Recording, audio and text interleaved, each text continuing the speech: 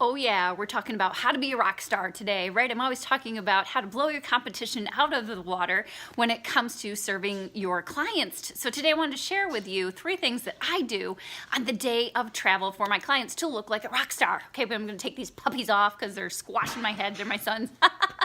And I wanted to see you. So listen up. If you don't know me by now, my name's Erin Cook. I am the creator of the Travel Biz Impact Membership Academy, where I help travel experts just like you learn how to implement systems that help them make more profit in less time. And that's kind of what I want to talk to you about today, because it's easier to keep clients than it is to find new ones, right? So how do we make ourselves, stand out from the crowd? And when those clients of ours travel, how do we make them stay and want more of us? I'm going to share the 3 things that I do with you now. So grab a paper and a pen. Let's get started. Okay, so the very first thing that I like to do is to preface this whole thing is to be ready and know ahead of time what's coming on the day of travel. So first, before I do anything, and this isn't one of the 3 tips, this is just something that I start with to make sure that I can put all these other things in place. I always track my customers' flights, okay? So people say, what app do you use? I just go to the website, to be honest, because I always don't trust those third-party apps. So for instance, I'd go to delta.com, I would look at my clients' flight numbers, and I would set the little time. There's like a little bell, a little reminder, or a text message that will come to me that will update me when they are due to depart. If there's a gate change, if anything should go wrong on that flight, I want to be informed. So I do that. I don't tell my clients I'm doing that. This is just one of those extra steps to let them say, wow, she's on top of it. So if you could do that with your clients, that's awesome. I just put it in my calendar on things to do, because sometimes you can't track them till a little further down the line, closer to travel. Once I know that they have landed at their destination and everything's gone smoothly, I always send them and check with your clients. For me, it's always usually a text. My clients are very into texting versus email on the day of travel. So I always send them a text that says, welcome to Mexico, or welcome to XYZ, whatever destination they're in. And I always say, you don't need to reply to this. I just am so excited for you. I wanted to let you know I have been tracking you just to make sure everything was okay. And I hope you have a wonderful time. Let me know if you need anything, okay? And so it's just a little way of saying, hey, I've been watching you. I didn't want you to, worry. And I'm here if you need me, but have fun, and no need to reply, because I don't want them to think, she's barging in on our vacation. Don't make them contact you back unless there's a problem, okay? So that's the first thing I do. And they're like, oh, they're always texting me back and saying, oh, thank you so much. We're so excited. We're at, the airport still, or we're in our transfer, or our room is awesome. Thank you so much. And yes, we'll call you if we need anything, okay? So that just makes them feel like, hey, she didn't forget about us when we booked. The second thing I do is I immediately pop in a welcome home card into the mail. So I make sure that first they got there okay, because my welcome home card always says, I write it out way ahead of time, and it just says, so excited about your trip, glad you made it there safely, blah, blah, blah. Can't wait to hear all about it. So I just pop that in the mail to them, and I also let them know that I'm going to be calling to make sure that everything went okay, what I could have done better, but I keep it kind of brief, more of like a welcome home thing, but that I will be contacting them in the future. That way they get home, the card's in the mail. So I usually send it out either that day or the next day. Okay, so first, set those flight trackers, give them a welcome home, either email or text, whatever they prefer. Then go ahead and pop that welcome home card in the mail. Then the last thing, this is the most important thing because people forget this, I want you to have a follow-up system in place. That's step number 3. Now let me share with you the 3 things that I do in that follow-up system. Now you can add more or less or tweak. These are just 3 basic things.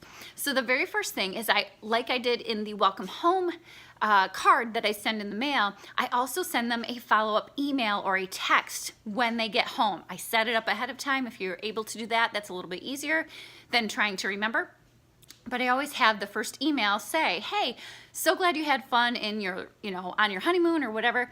I don't want to bother you right away, but in a couple days, and I'll say whatever day it is, I'll be calling you just to check in, make sure everything went smoothly, because I am so excited to hear about your trip. Make it all about them, not about, I want your testimonial, tell me how I did. You can say, I want to make sure that I did a good job for you, but make it more about them, keeping that excitement going so that they can share all of their experiences with you. I always put them into that, like I said, future travel newsletter, you would call it, like an email funnel. So when we sit down and we think about email funnels, if you remember my other IGTV where I talked about the 3 email funnels that I do for people, remember that once your client has actually traveled with you for the first time, You're no longer having to always talk about your niche, prove to them who you are and what you can do for them. It's kind of a little bit different part of the journey, right? When we talk about that customer journey, now they understand who you are and what your services include and how it all works.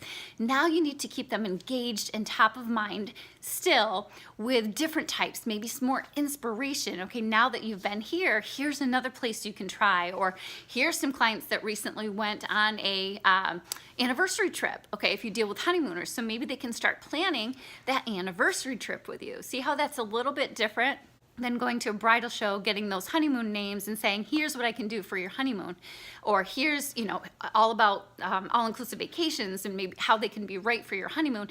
Now that they've gone on their honeymoon, you can transition them into other types of trips to keep those clients. Now, remember how I always talk about because you have a niche doesn't mean you can't sell other things. This is really where you can ramp that up. So if you like to do cruises instead of just all-inclusives, now you can say, hey, I know you enjoyed your all-inclusive. What about trying this cruise? This just came out. Or maybe this destination is visited on this cruise. I think you might like it.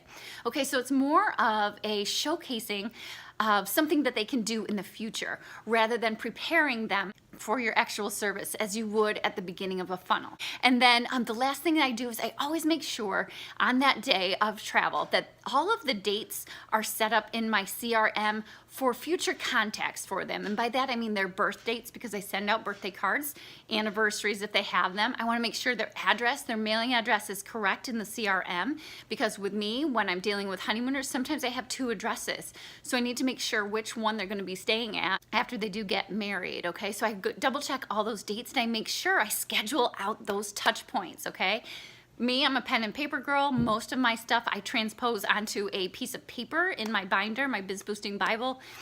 If you are in my Travel Biz Impact Membership Academy, you have one now too. So it is my paper system for sending out cards and things like that. I never print out labels. Everything I do is handwritten.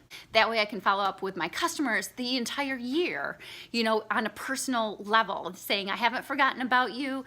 And I also do my system, if you're in my academy as well, I've taught you how to pick your top hot clients for the month and how to go after them, how to re-engage them, how to get them excited about travel again. And that way, you can possibly pick up another sale. So I always keep that handy. So if that has helped you and you say, you know what, I would love to learn more about how to grow my business as a travel agent, I want you to go ahead to the link in the bio on Instagram or travelagentjumpstart.com in your browser, and you can download my free training on how to grow your business without killing it and how to revive it immediately if you are doing something wrong, okay? Basically, it's the 10 mistakes I see travel agents making that's kind of killing their business when instead they're trying to grow it, but they don't realize the mistakes that they're making. So I show you how to fix those. Again, go to travelagentjumpstart.com or click the link on my Instagram bio, and that will get you that free training. So I hope you have a wonderful day, and if you have any questions, please feel free to comment below.